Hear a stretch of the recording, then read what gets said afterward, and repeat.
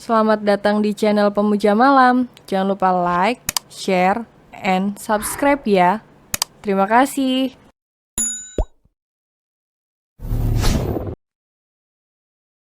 Chapter 29 It's Not All About Money.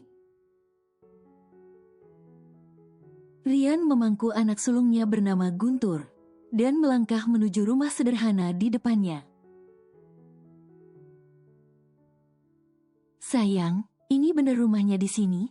tanya Rian memastikan pada istrinya. Ia kurang percaya jika seorang anak dari keluarga Bilal hidup di perumahan kecil. Kalea melihat layar ponselnya. "Siska ngirim alamatnya di sini. Tuh, lihat." Kalea memperlihatkan titik lokasi dan foto rumah Gano. Kata Siska, "Onti Lulu ada di dalam sama ART-nya." "Ya udah, ketok aja dulu pintunya." Kalea mengangguk lalu mengetuk pintu. Dari dalam terdengar jawaban dari Novi sambil membuka terbuka. "Cari siapa, Bu?" "Ini rumahnya Gano?" tanya Rian tanpa basa-basi. "Bener, Pak," jawab Novi. Kalea tersenyum. "Onti Lulu ada?" "Ada di dalam kamar, tapi tadi ibu berpesan jika ada anak saudara saya datang." "Bilang aja ibu lagi sakit gigi," ucap Novi si tulalit. Kalea terkekeh lalu masuk begitu saja ke dalam rumah, mencari sang tante yang sedang menghindarinya. "Onti," panggil Kalea, namun ia salvo dengan bayi yang sedang terbaring. "Ah, halo baby Vano, sayang." Kalea memangku dan menciumi baby Vano. Lalu memberikan baby Vano pada Novi.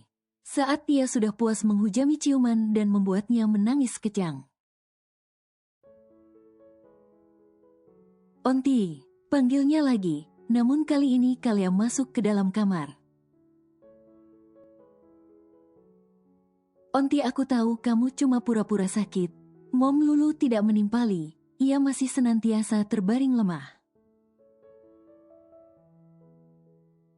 Ia tidak mau menimpali ocehan si Gokong yang berkuman. "Ya, tadinya aku mau ngasih hadiah supaya gigi Onti sembuh dengan cepat. Tapi enggak, Ja." "Apa itu?" Mom Lulu langsung terbangun saat mendengar kata hadiah, dan netra matanya melihat. Jika sang keponakan membawa papek bag bermerek Louis Vuitton, yang membuat mata Mom Lulu bersinar bahagia. "Cih, tadi katanya sakit gigi, tapi kok kelihatannya baik-baik saja," cibir Kalea. "Tadi sebelum kamu kesini memang gigi Onti sakit, tapi bisa sembuh saat mendengar suaramu. Apalagi mendengar kata hadiah," jawab Mom Lulu membenarkan posisi duduknya. "Eleh, nih hadiah untuk Onti yang baru jadi oma." Kalea memberikan paper bag di tangannya. "Makasih sayang, apa ini isinya?" Mom Lulu sangat antusiasi. "Buka aja Onti, Onti pasti menyukainya," ucap Kalea dengan seringai jahil di wajahnya. Mom Lulu yang awalnya semangat menerima pemberian dari si Gokong, langsung cemberut saat ia melihat isi dari paper bag. "Dasar ponakan durhaka, lo ada apa?" Kalea pura-pura terkejut. "Kenapa isinya jengkol? Mana tasnya?" tasnya? Tanya Kalea balik. Iya, tasnya. Mana? Memangnya aku bilang ya? Jika membelikan tas untuk Onti, hahaha. Kalea berlari keluar kamar. Meninggalkan Mom Lulu yang sedang kesal. Dasar ponakan durhaka. Udah punya anak juga jahilnya nggak ilang-ilang. Teriak Mom Lulu. Yang heran dengan sifat jahilnya Kalea yang tidak berubah. Paperback bermerek Louis Vuitton diisi dengan sayur-sayuran dan jengkol. Di sisi lain, Agam tengah kerepotan atas permintaan sang istri. Yang ingin menjitak kepala botak. Agam bingung sendiri kemana ia akan mencari orang botak. Sayang, yang lain aja ngidamnya boleh tidak, aku takut. Rengek Agam. Masa badan gede takut sama kepala botak? Cetus Cinderella yang kian hari kian aneh saja permintaannya. Tapi jangan minta aku untuk jitak pala orang juga kali yang. Nanti kalau aku babak belur gimana? Wajah tampan suamimu ini akan jelek nantinya. Jika babak belur dihajar masa. Cinderella berpikir sejenak. Iya juga ya. Nah kan, lebih baik aku pijat saja mau nggak? Tawar Agam namun mempunyai niat terselubung. Ya udah ayo, tahu aja kalau istrinya lagi pegel. Jawab Cinderella yang membuat Agam bersorak gembira. Asik 2 ronde di siang hari. Gumam Agam dalam hati sambil cengengesan. Wow, kau cantik sekali Cinderella. Puji si Gokong pada Cinderella. Yang 5 menit lalu datang berkunjung ke rumah Gano. Rumah yang sederhana terasa sempit jika banyak orang. Namun mereka terlihat enjoy dengan kebersamaan mereka. Aku memang cantik. Jawab Cinderella tersenyum bangga. Mom Lulu memukul pundak Kalea secara tiba-tiba.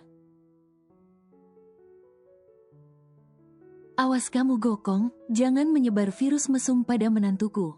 Apalagi menempelkan kejahilanmu. Mom Lulu memperingati. Bukannya takut, Kalea malah mencebikkan bibirnya. Onti nih, kita pergi yuk, ngadem.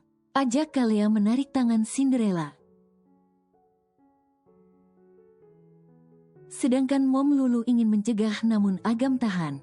Mom, biarkan mereka mengenal satu sama lain. Tapi nanti istrimu ketularan sengklek. Biarkan mereka Mom, aku ingin bicara suatu hal padamu. Apa itu? Ayo ikut aku sebentar Mom.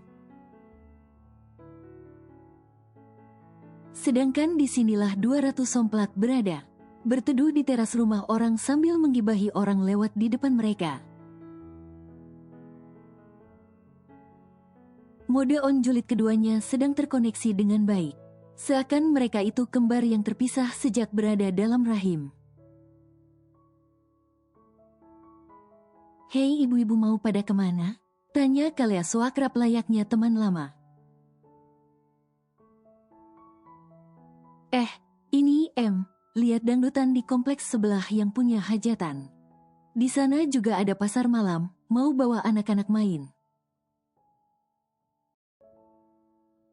Jawabnya, wah, hayulah kita ikut. Tapi izin dulu kita. Alah nggak perlu, ayo. Kalea menyeret Cinderella, hingga sang empu akhirnya setuju dan pasrah ikut dengan Kalea. Kedua wanita yang tidak tahu malu itu bergandengan tangan menuju pasar malam di kompleks sebelah. Dan kini mereka layaknya anak kecil bermain sesuka hati, mencoba ini dan itu. Aku senang sekali bisa menikmati pasar malam lagu, ucap Kalea. Aku juga sama. Dulu aku sering ke pasar malam bersama almarhumah bundaku. Tapi semenjak dia meninggal, aku tidak lagi ingin pergi ke pasar malam. Makasih Yaki, udah ajak aku ke sini. Hei, bukankah kita saudara? Jack tidak perlu seformal itu denganku. Tunggu di sini. Kau mau kemana? Tunggu, aku mau konser dulu. Cinderella mengerutkan keningnya saat Kalea mengatakan ingin konser. Konser apa yang dimaksud? Gumam Cinderella mengerutkan keningnya, sementara Kalea dengan percaya diri naik ke atas panggung. Walau perutnya buncit, tidak membuat ia insecure dengan para biduan yang sedang bergoyang heboh. Di sisi lain, mobil Satria berhenti di halaman rumah mewah miliknya. Ia turun dari mobil dan berjalan gontai masuk ke dalam rumah. Dilihatnya rumah ini masih sepi, hingga Satria mengerutkan keningnya. Dan bertanya dalam hati kemana kedua orang tuanya. Dan wanita itu. Sayang, kau sudah pulang? Sambut seorang gadis tersenyum ramah menyambutnya. Tak ada jawaban dari mulut Satria. Ia hanya mendengus malas lalu melangkah pergi. Namun wanita yang bernama Sinta itu mencekal lengan Satria. Tidak bisakah kau bersikap lembut pada istrimu? Kenapa kau kasar sekali padaku, suami? Satria mengerutkan keningnya. Sejak kapan aku menikah dengan wanita sepertimu? Tapi bukannya sebentar lagi kita akan menikah? Siapa bilang? Orang tuamu, jika orang tuaku membuat janji padamu. Nikah saja sama ayahku, aku tidak mau menikah dengan wanita bekas sepertimu. Satria, bentak Sinta tak terima. Satria terkekeh. Kenapa bukannya kau wanita malam? Yang tidak sengaja menolong ibuku. Dan sebagai balas budi kau ingin menjadi is. Satria, bentak seseorang dari ambang pintu. Hingga Satria dan Sinta menoleh secara bersamaan. Dan ternyata kedua orang tua Satria mendengar omongan yang keluar dari mulut anak mereka. Satria memutar matanya dengan malas. Saat kedua orang tuanya melangkah ke arahnya, ia tahu jika akan ada perdebatan di antara dirinya dan sang ayah. Karena wanita yang bernama Sinta. Sampai kapan kau akan mengabaikan Sinta? Dia baik, sopan, berpendidikan tinggi, dan cantik.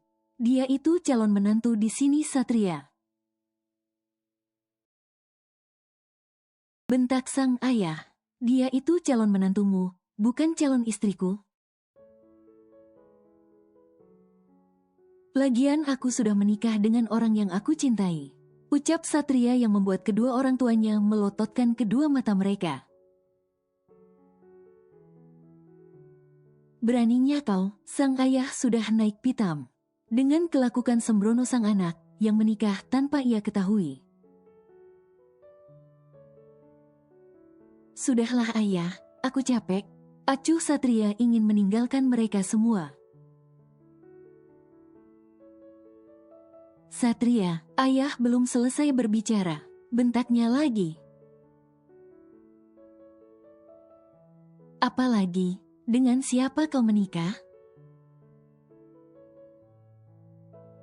Dengan gadis biasa, dengan kasta rendah?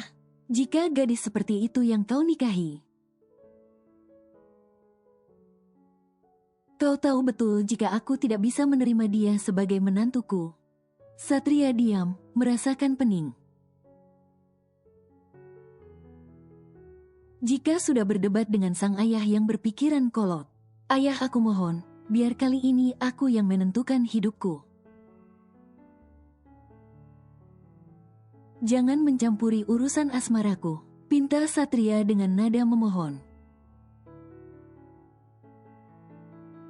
Keluarga kita itu keluarga besar Satria, keluarga terpandang. Apa jadinya jika semua orang tahu kau telah menikahi gadis biasa? Bagaimana kau berpikir bahwa gadis biasa bisa masuk ke dalam lingkungan keluarga kita? Aku mohon ayah, hanya ada dua pilihan untukmu. Tinggalkan gadis itu atau pergi dari sini tanpa uang sepeser pun. Ancam sang ayah, tidak ada cara lain. Namun bukannya takut, Satria malah terkekeh. Ayah mengancamku, baiklah jika itu mau ayah. Dengan senang hati aku akan pergi dari sini, ucap Satria dengan entengnya. Lebih baik aku hidup melarat dibandingkan hidup dengan dia. Satria melirik Sinta yang terdiam.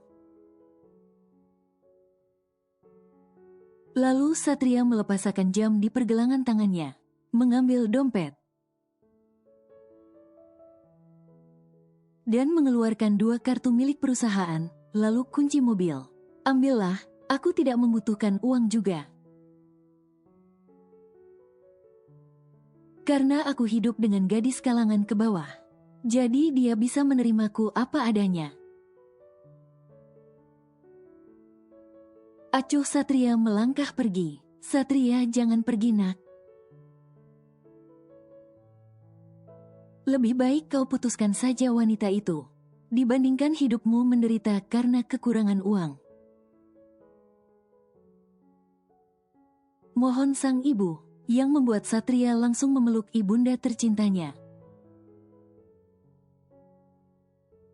It's not all about money mother, ini tentang hidupku, yang mana aku sendiri yang menjalani. Aku tidak mau menjalin ikatan pernikahan dengan orang yang tidak pernah aku cintai. Ujar Satria membuat sang ibu menangis. Jangan tangisai anak yang tidak berguna ini. Bikin malu saja, teriak sang ayah. Satria melepaskan pelukannya dari sang ibu, namun ibunya menggelengkan kepalanya dan memohon untuk Satria tetap tinggal di sini. Ibu mohon jangan pergi. Bu, aku harus pergi. Satria melepaskan pelukannya. Jika ibu merindukanku, berkunjunglah ke Bandung. Ucap Satria mencium kening sang ibu lalu pergi tanpa menoleh ke belakang. Di luar pagar, Satria menoleh ke belakang dan menatap sekeliling rumah mewah dengan sendu. Aku tidak rela melepaskan semuanya. Sedih Satria.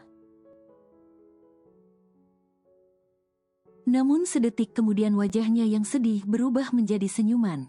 Tapi, bohong. Girang Satria meloncat gembira saat dia terlepas dari segala urusan perusahaan dan pemikiran kolot kedua orang tuanya. Kini dia bisa leluasa berduaan dengan Meli. tanpa memikirkan keinginan kedua orang tuanya, walau dia harus melepaskan apa yang sudah dia dapat. Satria tidaklah bodoh, dia juga memiliki usaha lain dan kartu yang lain. Tanpa sepengetahuan kedua orang tuanya, dengan uang yang tidak terhitung jumlahnya di bank, Satria bisa merintis usaha sesuka hatinya. Melly, I am coming. Girang Satria berlari menjauhi kediamannya. Ia takut jika sang ayah berubah pikiran dan meminta ia untuk menikahi Sinta. Di sisi lain kediaman Gano. Hua, tangis Tantan pecah tak kala Agam menjitak kepalanya yang botak. Sedangkan Agam merasa bersalah karena sudah membuat anak itu menangis.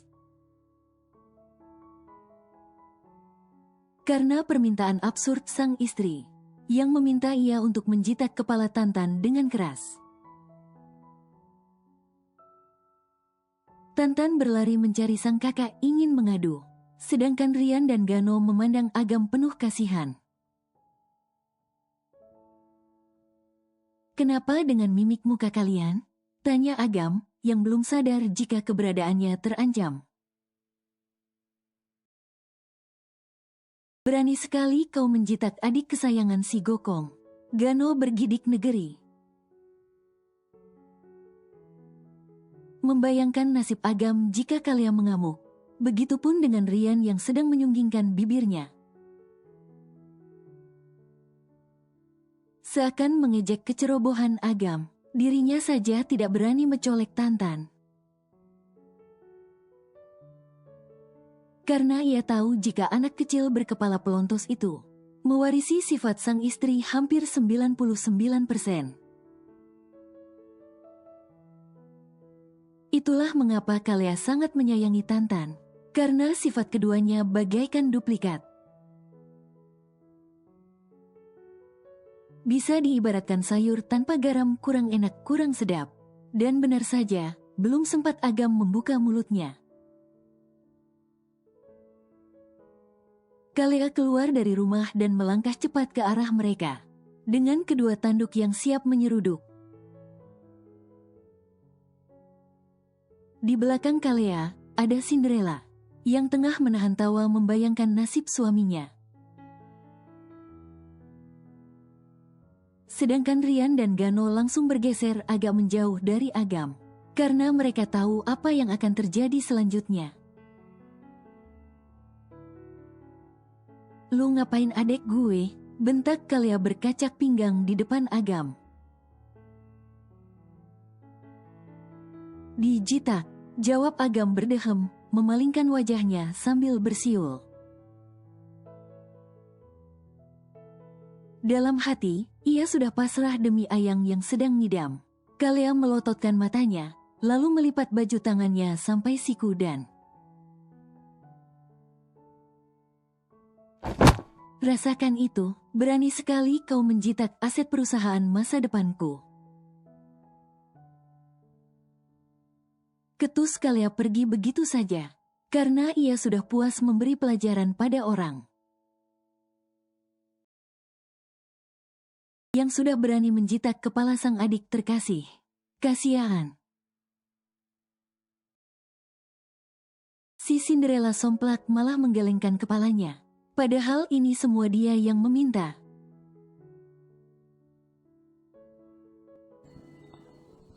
Bersambung.